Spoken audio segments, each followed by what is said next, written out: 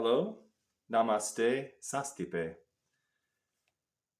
So I gave you three different introductions. Hello, obviously, is English, hello. Namaste is from Sanskrit and means pretty much the idea of hello and the concept of uh, trying to see the light in other people. And then sastipe is because I am Romani by descent, a group of people that originally came from the Indian subcontinent and ended up in Europe. And so that's how we say hello in Romani. We say sastipe. Different Romani groups say different things, but that's how how my group of Romani say hello. So now that you've been welcomed to this yoga experience, I want to sort of lay down the framework of what yoga is so that it makes a little more sense from a perspective of how you best apply it to your life. Now, what I will say is that these lectures I'm hoping are only 10 to 15 minutes at a time, so they're easy little bite-sized pieces. They will not be comprehensive. There's a lot of study that yogis that have practiced for many, many years, decades, know way more than I do. I am soon to be 500 hours certified come this December 2024. I'm almost 2 months away from graduation from that program. I'm also a family doctor over here in Michigan.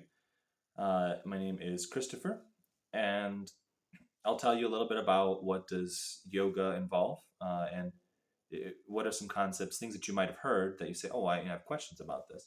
And I certainly encourage in the comments of this video, if you have questions, by all means ask. I will look up answers. A lot of things I do know, some things I do not know. And I think that's part of knowing when to ask the question to the right person and to spread knowledge is certainly a big key part of yoga. In a lot of ways, in getting yourself confidence to be able to do that. So you may have heard the concept of Ashtanga Yoga. So let's start with that. So Asht is the Sanskrit word for eight, and Anga is the word for limb. So Ashtanga together is eight limbs, and then we say Ashtanga Yoga, uh, eight limbs of yoga. So at its core, yoga has eight parts to it that you can use to reach this deeper state of total withdrawal from all of the things that scar us in our lives. And that state is called samadhi. That is the final one that we'll get to. Like I said, this is not going to be very, very comprehensive idea of describing the eight limbs, but I'll touch a little bit on each one. And then throughout time, I hope to add videos that explain these concepts a little bit more in depth from what I've learned and what I will continue to learn, as you will see as we go through some of these concepts.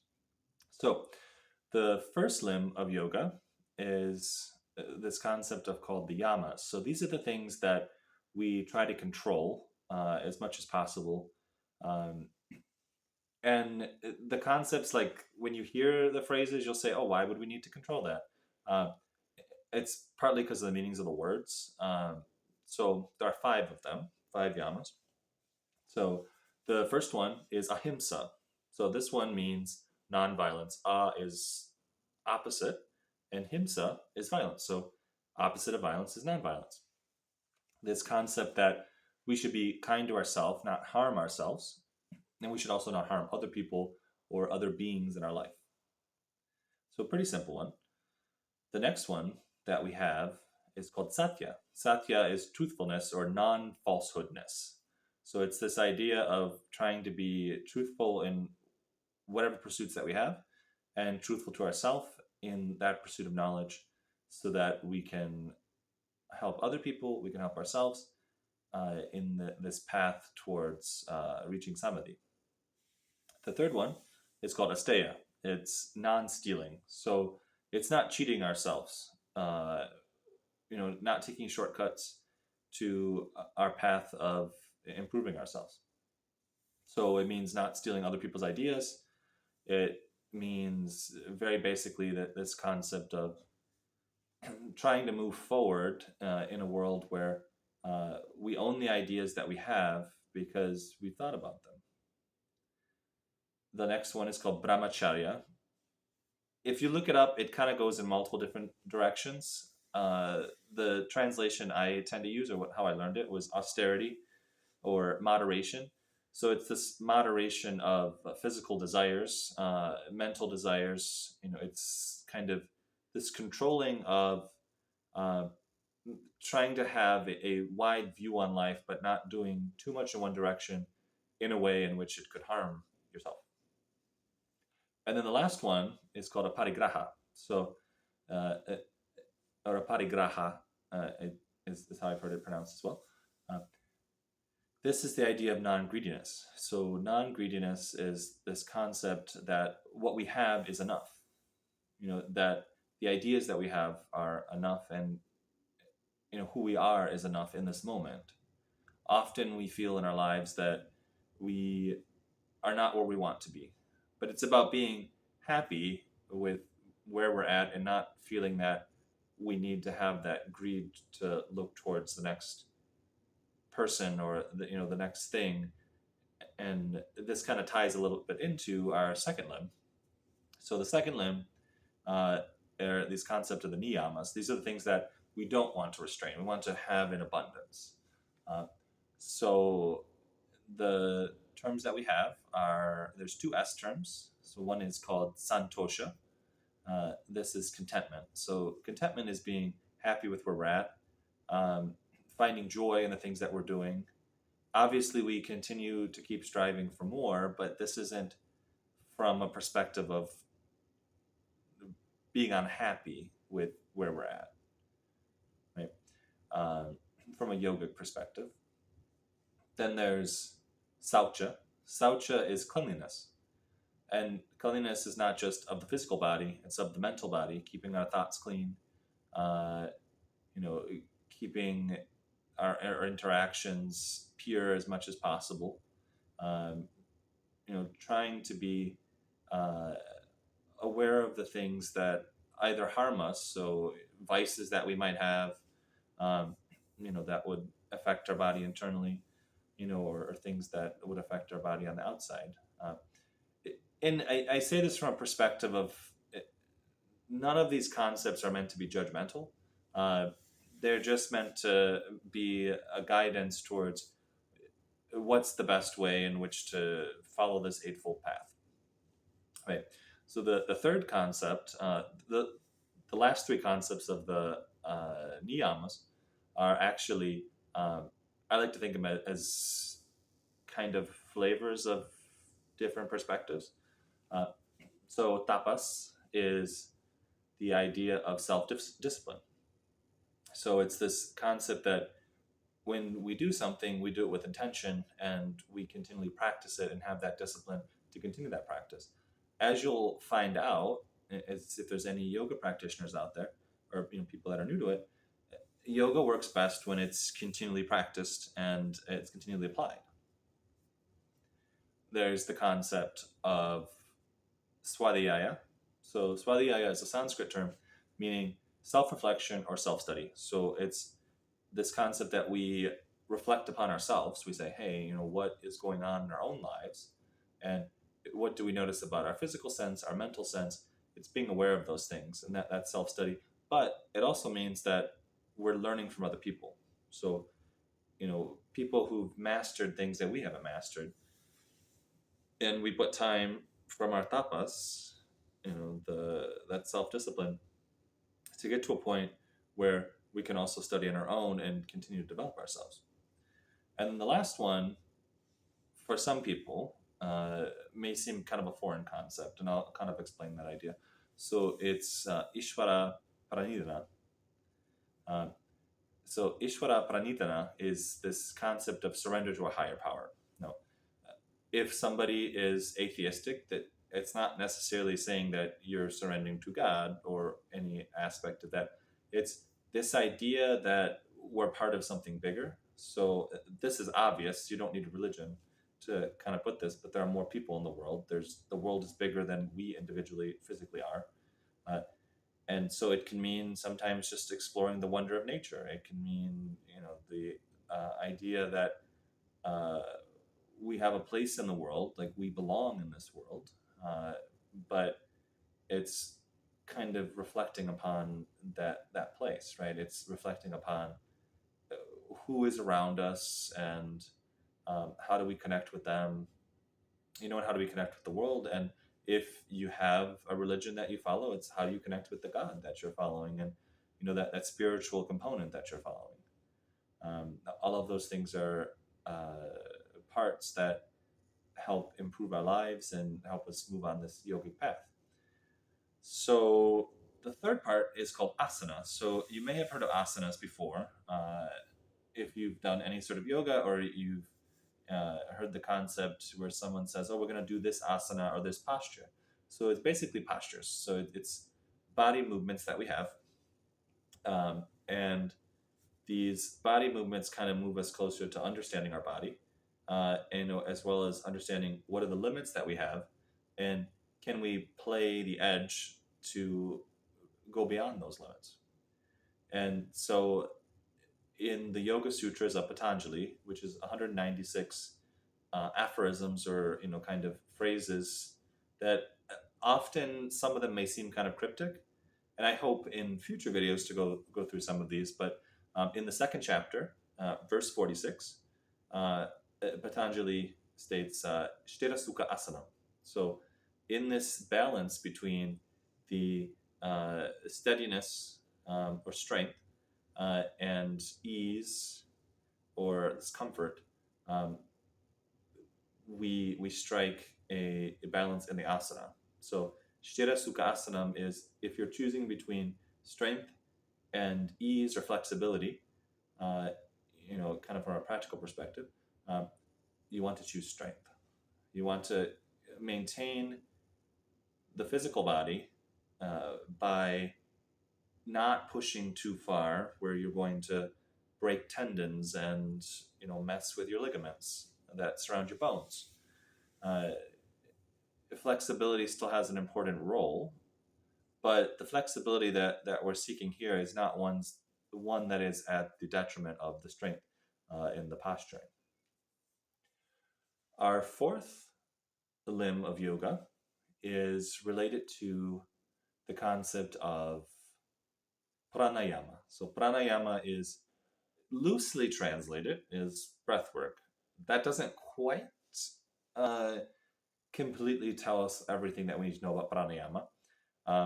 But prana is kind of this life force, and pranayama is the practice of moving this life force in and out of our bodies. And obviously, the main life force that we have is breathing. So that's where that concept of breath work comes from. This idea is such that anybody can do pranayama. Anybody can practice this. And I'll make this point kind of about the 8 limbs of yoga. It's not about doing all of them at the same time. So some people may focus more on asana in pranayama, or some people may only do pranayama, or they just follow the concepts of the yamas and the niyamas. So it's not about trying to be overwhelmed. It's finding the part that works for you and then building upon it, as you build discipline through tapas, and as you study yourself and other people's writings or knowledge, then that's through swadhyaya. That's the two of our uh, great niyamas in our second limb of yoga. So the the breath work is something that I'm going to post a video pretty shortly after I post a video for the kind of overview of yoga for the layperson. But it's something that anybody can do as long as they can breathe. Now, there are some types of pranayama that probably are not going to work well, depending on any disease processes that you might have, or any concepts that might be difficult to apply or might cause you to hyperventilate. These are all things that we don't try to do actively. So it's one of the things to be careful about. And obviously, with anything that you decide to do, that might be a new experience. consulting with your doctor is very, very important. This is not meant to be medical advice. This is meant to simply be informational to help you kind of understand a little bit more about how you can apply yoga to your life. So, with that said, the fifth yoga limb that we have is called pratyahara. So pratyahara is this idea of withdrawing our senses. So those five senses that we talked about make up our connection to the world, the physical world that we have. So the sight, the hearing, the ability to smell, ability to taste, and ability to touch. So those concepts are things that, at least in yoga, are a little bit of distractions from seeing who we truly are and experiencing our true inner self. So there's a concept in yoga of this kind of marriage between two parts. Or it's not really a marriage, it's more of like a governing principle. The concept of the soul is parusha, the part that cannot be experienced, but is our true selves and like deeper in. And then there's the physical body and everything else that stems from that, called prakriti. Prakriti is, sits above, governs all these senses that we have, and these senses kind of feed back up to our whole physical self, and then governing on top of that is our soul governing that. It's kind of a very deep concept to get to wrap one's mind around. But once again, this is a philosophical way of looking at and trying to conceptualize yoga, as it is very broad. It's there's a lot of different styles of yoga. There's a lot of different ideas. Different practitioners have different ideas, but this is kind of the core of the Samkhya philosophy. There are different philosophies in yoga, but this is the idea of the duality between matter, prakriti, everything that is in the physical realm, and then this idea of this sort of cosmic, like, soul realm, which is parusha. So after we've withdrawn our senses, we move on to the concept of dharana. Dharana is concentration. So it's kind of like if you have a lens and you're trying to focus in on something. So you've removed the distractions, but you're trying to focus that lens. That's really what dharana is. You're trying to move towards this meditative absorption, but you're not quite there yet. So this is the sixth limb, which is tied with the next limb, dhyana, which is this concept of meditation. So now you've focused the camera lens, you focused in on what you want to do, in terms of meditation. But that takes practice. It takes practice to reach to the point where your meditation is where you want it to be. It's free of distractions and it's focused in on moving you towards this concept called samadhi. So samadhi is this bliss-like state, and samadhi is not something to achieve forever, right? It's a concept. This eighth limb is a concept of trying to get to a state where we see our true selves, right? And when I say see, it's not like physical seeing. It's the general experience of interfacing with our soul, which can mean different things to different people. The deeper kind of realm or idea that we're trying to get at here is the state in which we exist without any physical distractions, right? Which is essentially true absorptive meditation. That's why the last three, dharana, dhyana, and samadhi, sort of all pile into each other. I consider them kind of, explanations of on a spectrum of trying to move towards a full absorptive meditation. So those are the 8 limbs of yoga.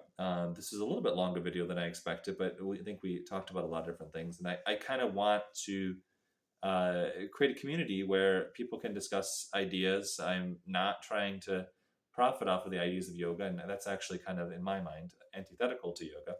So, what I want to do is try to improve people's understanding of yoga and have them be able to apply whatever portions are, able to be applied, in your own practice. I will leave you with the concept of the definition of yoga from the Yoga Sutras. So, of the four chapters that Patanjali puts together, uh, the first chapter is called Samadhipada. So, Samadhipada is like the chapter on the explanation of how do we move towards that bliss-like state, that eighth limb of yoga. So Patanjali kind of lays it out for us.